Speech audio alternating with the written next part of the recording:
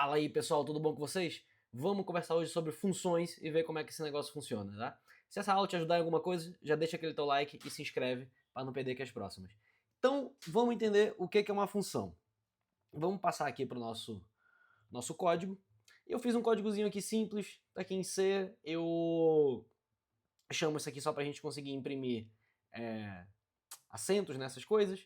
Dou aqui uns printf para mostrar na tela e eu escaneio dois valores aqui, peço para o usuário pegar dois valores, eu pego a base, o expoente e eu chamo esse poll aqui para me dar a potência, né? Então, e imprimo esse resultado final. Então, se eu rodar esse código aqui, eu vou ter que digitar a base, coloco 2 e o expoente 4, ele vai me dar 16. Então, eu só estou mostrando um número elevado a outro, né? Códigozinho simples.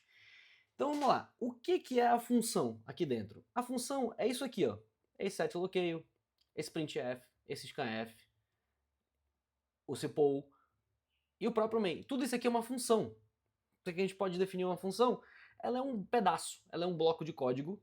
Quando a gente falar como esse main aqui, é um bloco de código aqui que vai estar entre chaves, que ele faz alguma coisa, basicamente.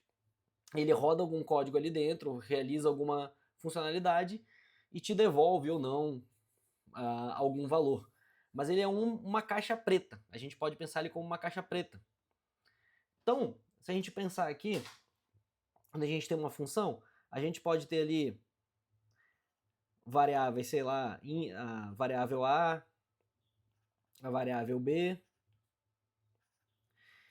Essas duas elas vão passar por uma caixa preta aqui, por exemplo, e ela vai me devolver o valor C. E essa caixa preta aqui, ela seria a função. Eu não preciso necessariamente saber o que tem dentro dela. As funções são assim, como eles são pedaços de código, normalmente todos os softwares, todos os códigos que a gente vai escrever, eles vão ser basicamente um agregado de um monte de função. De uma porrada de função que tu vai uma trabalhar com a outra, uma vai chamar a outra, isso vai resultar no software final. Então, não necessariamente a gente precisa saber o que uma função faz, a gente só precisa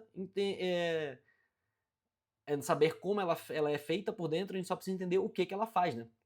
Então, se eu pegar aqui no meu código, por exemplo, eu não sei exatamente como que é essa função poll dentro dela, qual é o pedaço de código lá dentro dela, como é que ele foi escrito. Mas eu sei que eu passo um número base e um número expoente e ele vai me dar esse base elevado ao expoente. Beleza? É isso que eu preciso saber. E aí, galera, para qualquer coisa que vocês vão escrever na vida, provavelmente tem uma função já pronta para isso. Então, eu simplesmente posso pesquisar aqui como elevar um número em C. Ele vai me retornar provavelmente essa função poll. Ele vai me dizer como usar essa função. Aqui eu estou na biblioteca match.h, que agora a gente descobriu o que esse include. É uma biblioteca que ela é o quê? Ela é um monte de função que deixa disponível para gente. Esse código aqui em cima, ele simplesmente me fala, ó, pega esse monte de função que está guardado aqui e traz para dentro do meu código. Deixa tudo disponível para eu poder usar. Tá? Então isso aqui é basicamente uma listagem de um monte de função e como é que elas fazem, né? O código delas em si. Então ele vai dizer aqui, como fazer, etc. Provavelmente aqui embaixo eu vou encontrar a função e eu posso simplesmente dizer definição de poll em C. Aí ele vai me dizer o que essa função faz, etc. E eu posso todas as vezes procurar já sei qual a função que eu quero usar, procuro pela documentação. E aí eu vou encontrar algumas documentações de como essa função é usada. Aqui é, por exemplo, a documentação da IBM. Mas eu vou encontrar como é que ela é usada, quais são os parâmetros, os retornos, eu vou falar sobre isso, mas basicamente um tutorial de como ela é usada. Se eu quiser procurar, por exemplo, tô curioso, eu quero saber o que tem dentro dessa caixa preta, então eu posso procurar a implementação dela. Se eu procurar a implementação, vai ser um pouco mais complicado de encontrar, mas deve ter aqui em algum lugar, porque a gente pode ver ela por dentro. Ó. Normalmente é bem mais difícil de encontrar a implementação, ela é uma coisa mais complexa, mas se a gente procurar um pouco mais, a gente encontra. Mas, porque normalmente o pessoal não procura porque não é muito necessário. Então, função ela é muito usada para a gente seguir algumas regrinhas. algumas boas práticas em código. A primeira é o famoso DRY, vocês já ouviram falar, conceito de Don't Repeat Yourself, que não é absoluto, mas é usado na maioria dos casos, que é não, aqui dizendo para não repetir, basicamente dizendo para a gente não repetir código. Então assim, se eu quero uma potência, pegar um número que seja uma potência, para que eu vou escrever esse código do zero de novo? Se existe uma função que já me faz isso. Alguém já teve esse problema, alguém já resolveu e é só usar essa solução, não preciso escrever o código de novo. Então, na tua base de código, quando for escrever, a gente vai usar esse mesmo princípio, então vai fazer, em vez de escrever o mesmo código várias vezes, provavelmente a gente vai escrever uma função e chamar ela onde ela for necessária, tá? Então uma função é isso, é uma caixa preta que a gente vai jogar alguns dados lá para dentro e ela vai fazer alguma coisa lá dentro. E ela pode devolver para dados sempre a gente quiser. Por exemplo, aqui o poll, a gente joga a base e o expoente, que são dois números que a gente joga lá para dentro, e ele me devolve a potência. Ele me devolveu. Legal.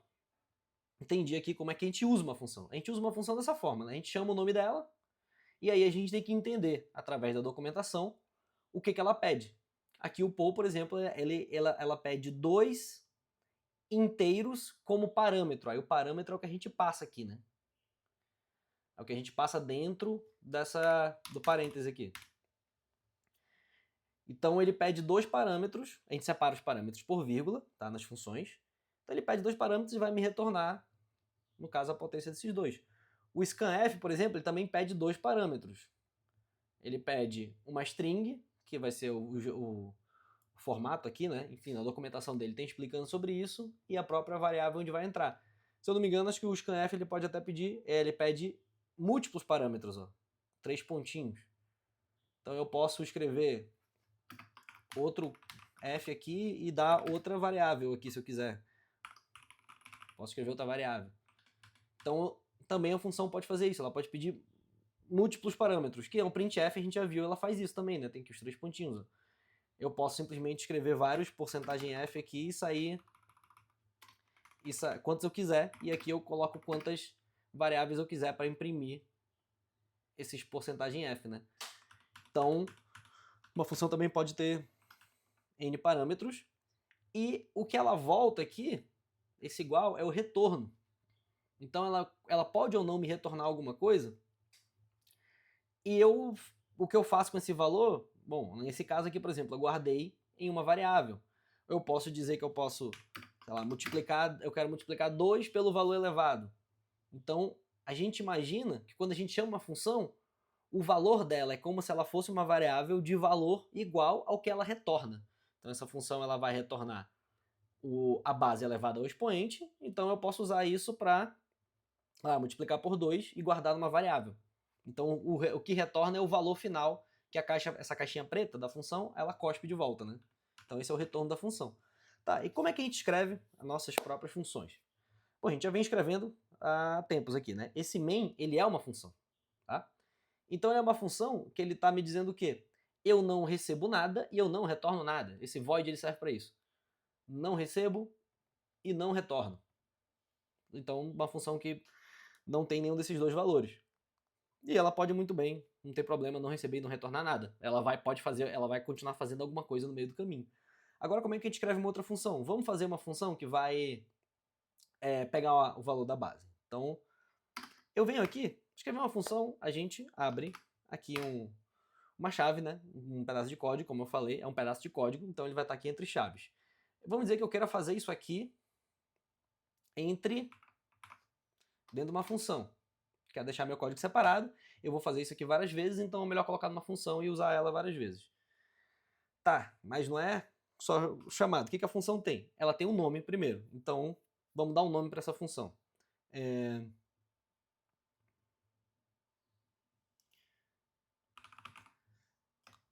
Vamos dizer pegar a base.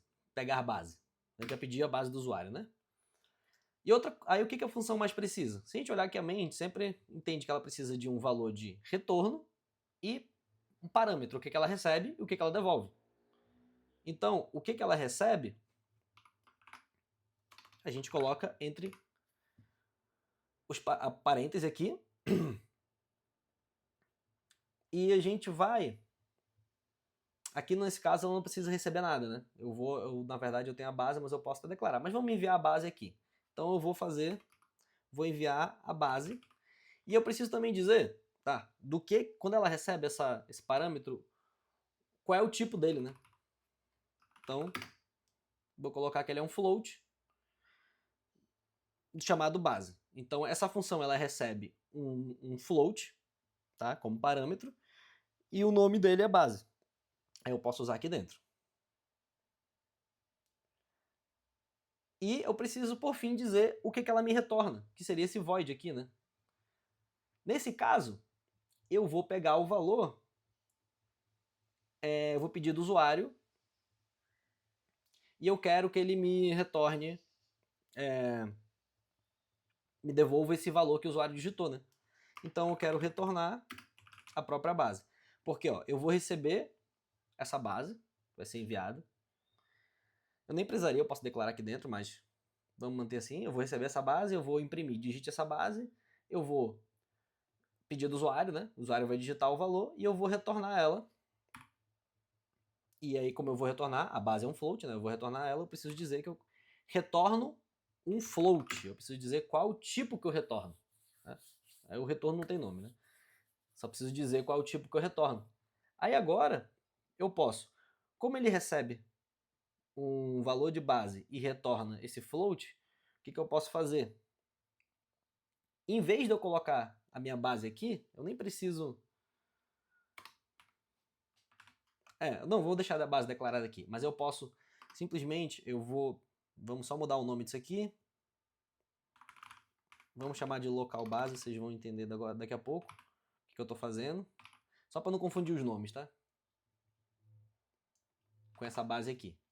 Então, a minha base vai ser igual a pegar base.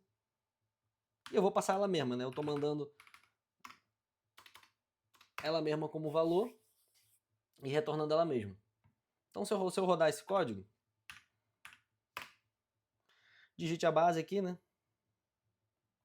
Então, 2, 4, me retornou 16. E aqui deu um pequeno erro. Na verdade, é porque ele não conseguiu compilar, né? Esse aqui já era o que a gente rodou que estava antes, ó. Olha o erro que ele deu. Chamada para a função não declarada. Pegar base. O que acontece? Aqui, se eu fizer... vamos dizer que eu faço assim. Número 2. Ok, isso aqui, esse multi, ele vai ser 1 vezes 2, né? Vai ser 2, legal. Agora, o que acontece se eu fizer esse multi aqui em cima? Aqui claramente vai dar um problema, né? Aqui, inclusive, já está em vermelho. O que ele está dizendo? Esse número 1 não é definido, o número 2 não está definido, porque eles não foram declarados. Eles estão declarados aqui embaixo, né? Depois. E em C, a gente vai lendo de cima para baixo. Na verdade, quase todas as linguagens, dentro de uma função, dentro de uma chave, a gente vai lendo de cima para baixo, tá? Isso aí em todas as linguagens. Mas especificamente em C, a gente vai ler tudo de cima para baixo. Então, se eu chegar aqui e ele chamou pegar a base, o código compilador, no caso aqui, ele não sabe o que é pegar a base. Ele fica perdido.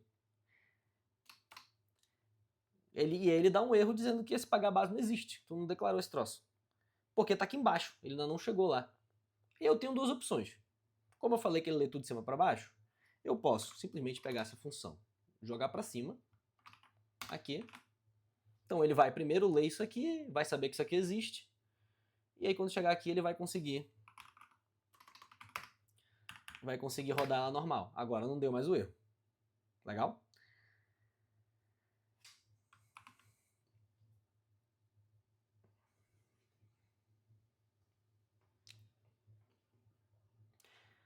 Agora não deu mais o erro.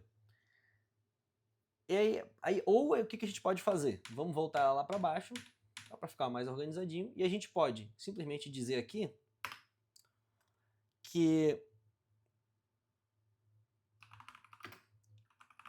eu tenho esse pegar base, eu vou declarar ele, e vou dizer qual o tipo dos parâmetros que ele tem. Então isso aqui, ó, eu tô declarando esse pegar base, eu tô tipo falando pro C, cara, eu te prometo que isso aqui existe, tá? Confia. Confia que isso aqui existe e depois lá embaixo eu vou te mostrar, mas pode confiar, dessa forma também ele vai compilar certinho. Beleza? Não dá problema aqui.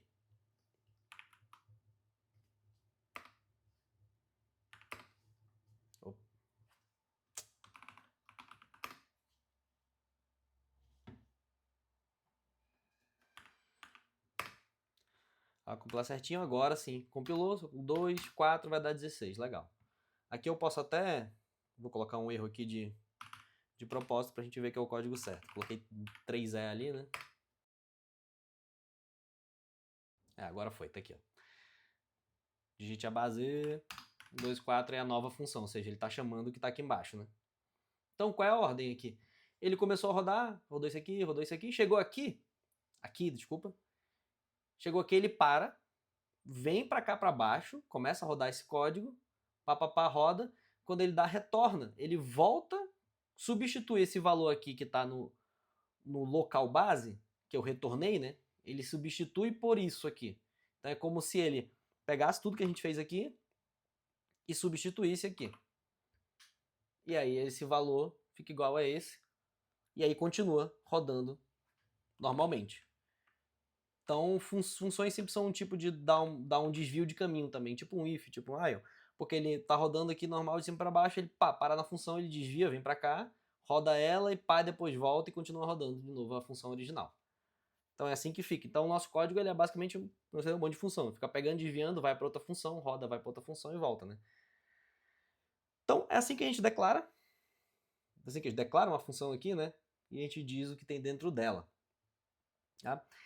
E agora vou passar, tenho dois conceitos novos interessantes para a gente entender aqui. O primeiro é chamado de escopo. Tá? O que é o escopo? Vamos colocar essa função aqui em cima para ficar um pouco mais claro. E aí, se eu coloquei ela aqui em cima, eu não preciso declarar mais, né? Se eu der aqui, chamei a função, ela está declarada ali em cima, e eu fizer local base, ele é um float, né? E pedir para imprimir ele, isso aqui vai dar um erro. Na verdade, já está até vermelho aqui. Porque ele não está dizendo que o local base não é definido. Ué, mas eu defini ele aqui em cima, né? Eu posso até colocar... Vamos mudar um pouco essa função? Vamos, de fato, deixar ele explicitamente definido. Ó, pronto. Defini ele aqui. Continuou com um erro. Tá? Aqui eu não preciso mais do parâmetro, né? Que eu disse aqui que não tem parâmetro nenhum. Inclusive, eu posso dizer assim, eu posso deixar assim, sem parâmetro, eu posso dizer que é void, só para deixar explicitamente dizendo que não tem parâmetro nenhum, ou eu posso só deixar vazio também. Mas aqui eu não passo parâmetro nenhum, né? E aí ele me reclama que esse local base não existe, mas ele está declarado aqui. Então aqui a gente entra no conceito de escopo. O que é o escopo? É onde aquela variável é válida. Então, as funções, as variáveis declaradas dentro de funções, elas são válidas dentro delas mesmo, tá? Dentro das suas funções ali. Então, se eu declarei esse float aqui dentro dessa função pegaBase, ele existe só aqui dentro. Terminou aqui a função, não existe mais essa variável. Ela some, desaparece. A mesma coisa do main. O main, no caso, é o código inteiro, mas essas variáveis aqui que eu declarei aqui dentro, terminou aqui a função no final, ela desaparece. Tá? Então, esse é o conceito de escopo. Cada variável dentro da função, ela vale só dentro da função. Depois ela some. Eu consigo também fazer uma coisa chamada de escopo, usar o escopo global, né? Que é declarar uma variável que vale em todos os lugares. Então eu posso vir aqui fora, fazer isso, e aí agora eu não declaro nem mais aqui, e aqui também está valendo. Agora, essa minha variável foi declarada fora de todas as funções aqui, ela vale em todos os lugares, ela vale no código inteiro. Então, ela vale tanto quanto vale aqui, ela vale aqui embaixo também, e ela vale em qualquer momento. Então, isso aqui é uma variável de escopo global. Ela vale em todas as funções que estão dentro do meu código aqui, tá? Então, esse aqui é o escopo global, e aqui dentro eu tenho o escopo local. Então, vamos chamar aqui ó, de global base. Aí vamos fazer um pouco diferente aqui. Vamos declarar o local base. Ele vai pegar e vamos setar o global base igual a local base. Aí agora olha o que eu fiz. Eu tenho aqui o meu local base, que é uma variável de escopo local, que ela só vale dentro do pegar base. Ela vive aqui, está vivo aqui, blá blá blá. No momento que essa função termina, que chega aqui, esse local base não existe mais. Agora eu tenho o meu global base, que está declarado aqui fora. Então ele vale em qualquer lugar. Então aqui eu só modifico o valor dele e vou usar aqui depois. Então aqui dentro dessa função eu modifico o valor dele e aqui embaixo eu uso ele de novo. Só que como é uma variável global, eu posso usar em todos os lugares. Eu tenho o escopo global e aqui tem o escopo local. Beleza? Nesse caso aqui...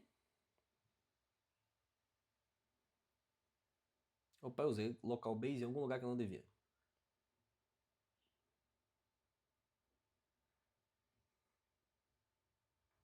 Ah, ele não salvou. Show.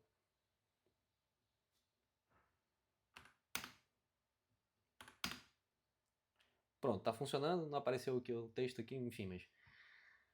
Tá funcionando normal. Inclusive, neste caso, eu não precisaria nem retornar, né?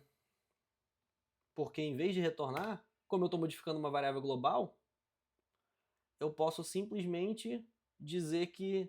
Eu posso simplesmente chamar a função, que aí quando eu chamar, eu sei que ela modificou essa minha variável global, e eu dizer que a base é igual ao global base. Então, olha a lógica agora. Eu tenho minha base, eu chamo a função, ela modifica a minha variável global, e aí depois eu uso a variável global para continuar meus cálculos. Beleza? Então, assim, vários jeitos diferentes de usar a mesma coisa. E a variável global a gente usa raramente, tá, galera? Não usa muito para declarar uma coisa que não muda muito, uma constante, por exemplo. Porque ela pode se confundir, tu começa a colocar muitas variáveis globais e aí fica confuso o que uma função faz, né? Porque a função ela vai modificar aqui, nessa função, aí talvez modifique em outra, aí modifique em outra, e aí daqui a pouco começa a ficar confuso por onde que essa variável está andando, e aí fica difícil identificar. E uma das vantagens da função, e que não é uma lei, mas é uma regra legal de ser respeitada, é que a função ela é fechada nela mesma, ela é autossustentável e ela faz uma coisa só. Então aqui dentro é interessante que tudo que está aqui dentro pertença à própria função, ela não mexe mais outra coisa, e ela faça o mínimo de coisa possível. Se ela estiver fazendo 2 ou 3 coisas, isso não é uma lei, né? Pode fazer mais, mas é legal tentar que a função faça o mínimo de coisa possível. Tá fazendo 2 coisas? Tenta quebrar em 2 funções. Tá fazendo 3? Tenta quebrar em 3. Às vezes a gente acumula 2 coisas numa função, que fica melhor, fica realmente de fato melhor, mas na maioria dos casos é legal tentar quebrar a função no menor tamanho possível, fazendo a menor quantidade de coisas possíveis. E também evitar ficar usando variáveis globais que difícil de rastrear por onde ela está passando e quem modificou ela. Né? Então é muito mais interessante tu simplesmente modificar uma local e retornar da função. Legal? Então agora a gente teve o conceito de escopo e agora esse último conceito, galera, que eu vou passar aqui para vocês. Presta atenção que isso é uma coisa interessante que até IA se perde nesse negócio, tá? E eu já vi um monte de desenvolvedor de 5, 6 anos de experiência não entendendo, descobrindo pela primeira vez do que eu estava falando. Que é o conceito de passagem por valor ou passagem por referência. Então vamos lá. O que eu vou fazer aqui?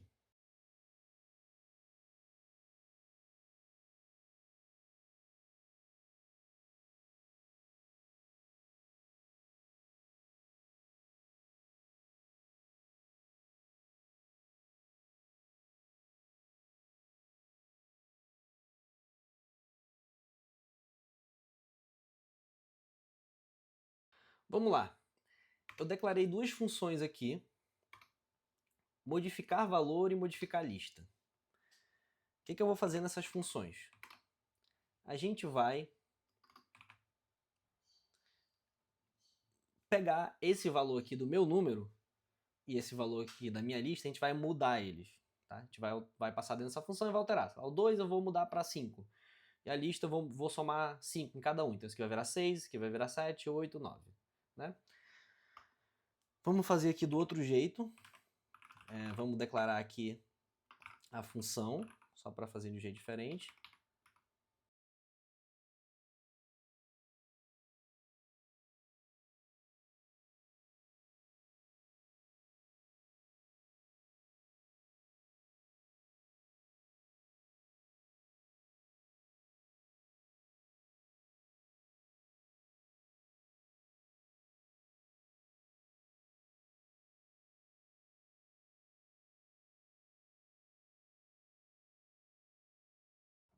Então vamos lá, preparei uma função para a gente entender isso aqui melhor. Vamos lá, o que a gente tem aqui? Eu tenho um número, uma variável, um inteiro, legal, declarado aqui com valor 2. Eu imprimo o valor dele, depois eu mando para uma função chamada modificar valor, e eu modifico esse de 2. Essa função eu modifico o valor para 5, imprimo esse novo valor aqui de 5, e depois eu imprimo o valor alterado, que supostamente se eu mandei esse meu número para a função, ele modificou aqui, então eu alterei ele, né? Se eu rodar essa função, vamos ver o que acontece. Aqui, ó. O valor inicial era 2, então estava aqui o valor inicial 2, né? O novo valor que ele imprimiu aqui embaixo, ó, ele imprimiu o valor 5, que foi o que eu coloquei. Só que aqui, o valor alterado, o meu número, ele voltou para 2. Então, ele ignorou essa minha mudança. Tá? Ele simplesmente... Bom, enfim, aqui dentro dessa função, né? Da função modificar valor, ele imprimiu aqui o 5, certinho. Mas esse valor alterado, ele ignorou. Então, é como se eu não tivesse alterado aqui o meu número que eu passei, né? E isso aqui é o que a gente chama de passagem por valor. Tá? Isso aqui, quando eu chamo essa função, em vez de passar essa variável, meu número, eu passo o valor dela. Então eu passo só o 2 aqui. É como se eu passasse só o 2. E aqui, isso aqui é só um 2.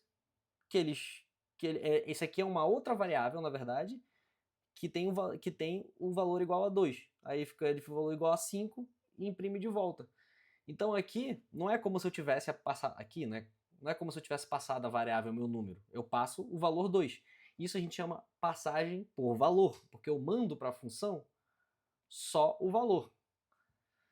Beleza, mas não são todas assim? Segundinho. Agora vamos fazer essa outra aqui, em que eu tenho uma lista. Eu tenho a minha lista, aqui de 1 a 4, né? Uma lista, uma array, um vetor, chame o que quiser. Então eu primeiro coloco aqui a minha lista inicial. Eu criei essa função que ela só passa pelo vetor aqui, né? Pela array e imprime ela. Tá?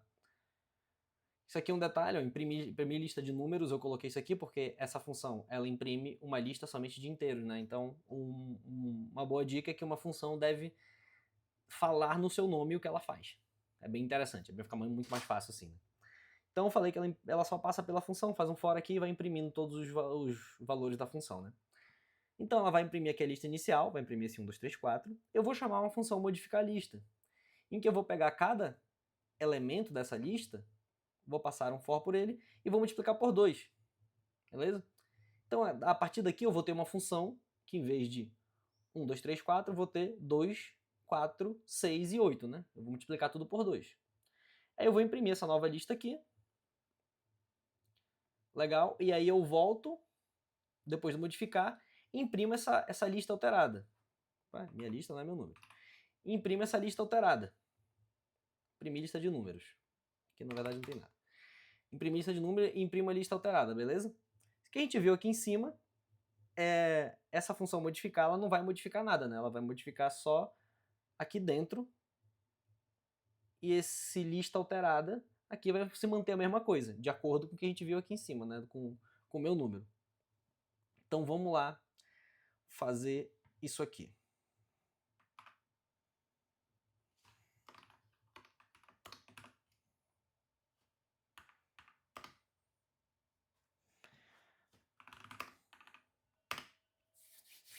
Olha o que aconteceu. Tá, aqui são aqueles 3, o meu número, né? Agora, a gente imprimiu a lista inicial. Tá aqui a lista inicial. Ela saiu 1, 2, 3, 4. Aí eu chamei a função modificar lista. Fui lá para baixo, modificar lista e imprimi a nova lista. 2, 4, 6, 8. Legal? Só que eu modifiquei dentro da função, né? Então, quando eu voltei para imprimir a lista alterada, mas ele imprimiu 2, 4, 6, 8. Então, nesse caso aqui, nessa função modificar lista, ele modificou a minha lista original. Ele modificou essa lista, em vez de modificar só esse parâmetro aqui da função, modificar só aqui dentro, não, ela modificou lá fora também. Ela modificou a variável original, né? Porque aqui eu estou imprimindo a variável original e ela modificou ela. Já nesse meu número, ele não modificou a variável original. O valor manteve o mesmo aqui da variável original. O que aconteceu? Esse segundo caso aqui, quando a gente manda modificar a lista, acontece uma coisa que chama de passagem por referência.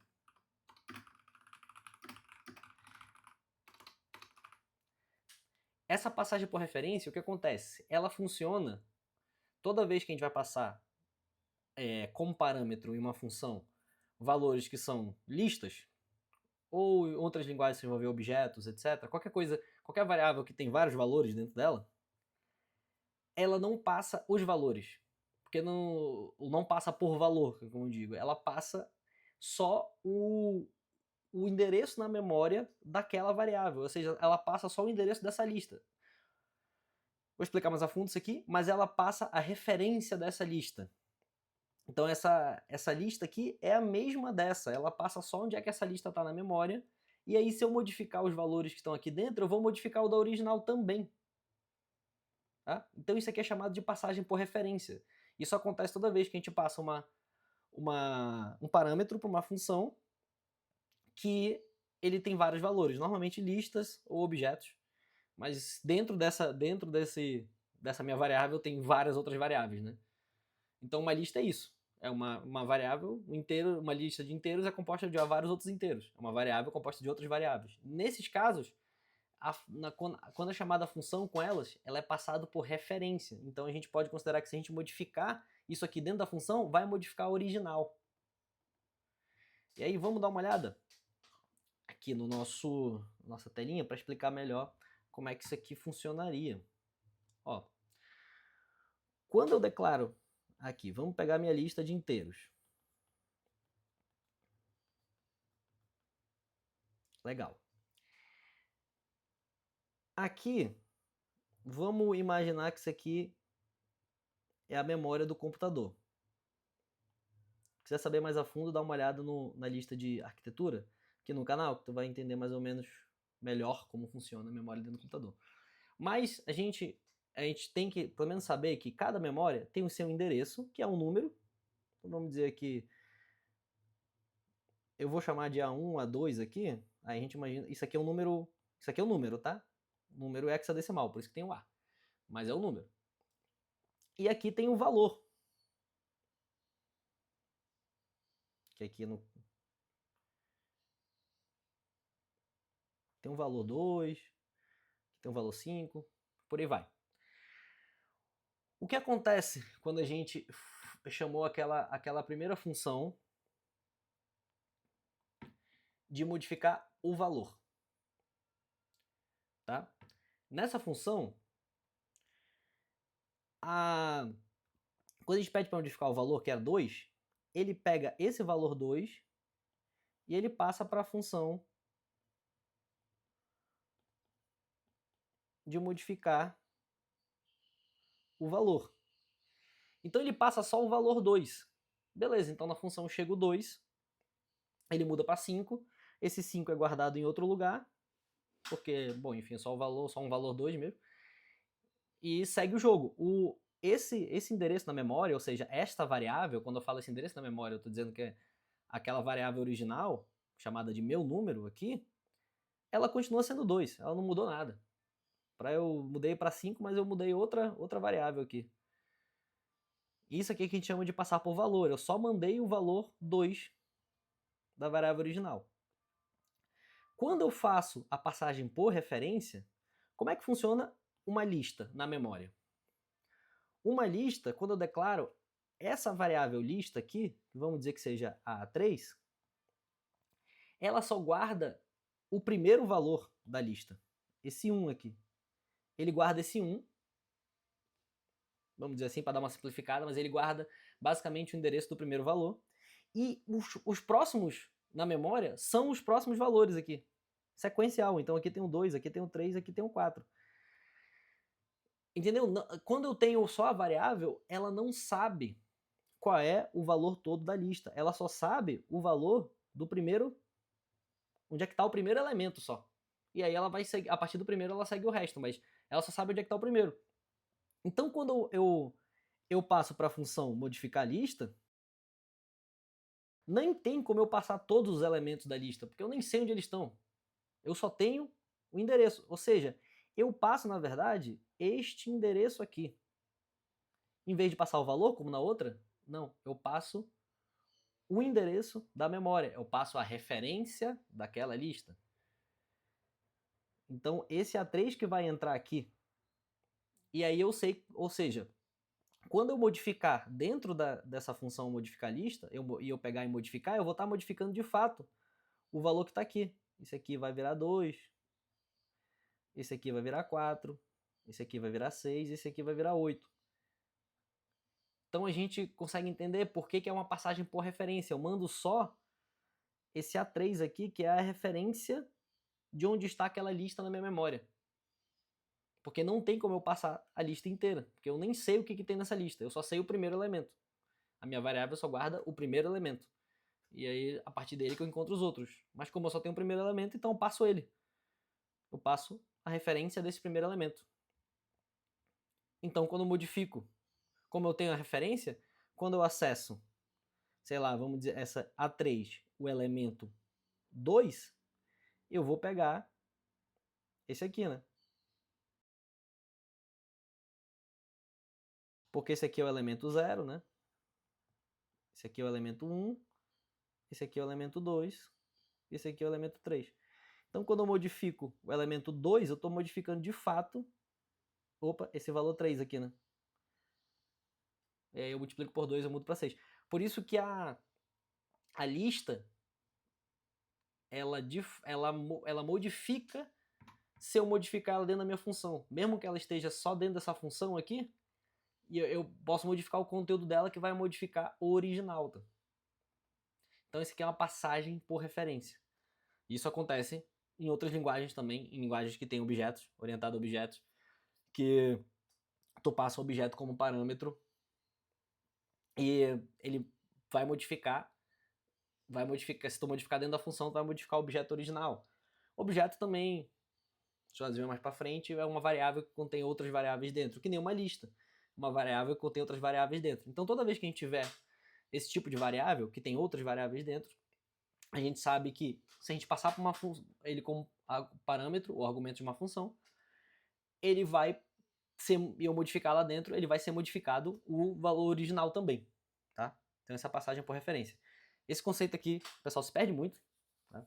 E dá uns bugs horríveis, que tu demora horas para encontrar, para descobrir que tu passou uma lista por referência e modificou ela e não tinha percebido e estava usando o valor original como devia, ou em JavaScript, desenvolvimento web, normalmente o pessoal faz isso muito com objeto. Passa um objeto, modifica esse objeto, depois percebe que modificou uma variável dentro de outra variável ali que achou que não ia modificar e aí se perde completamente. Enfim, dá vários erros. Por valor é o padrão, ele serve para todos os tipos de variáveis primitivas, que a gente chama, né? Então, os que só tem um valor mesmo. Float, inteiro, Caractere. Lembrando que string é uma lista, tá? String é uma... No C ele é considerado uma lista, então ele entraria nesse passagem por referência aqui. Tá? Mas os variáveis primitivas, inteiro, caractere, float, etc., eles são passados por valor. A gente precisa se preocupar com isso. Beleza, galera? Valeu, espero que tenha ajudado. E se aprendeu alguma coisa nova aqui, já deixa o teu like e se inscreve no canal, beleza? Valeu, galera. Até a próxima aí. Tchau, tchau.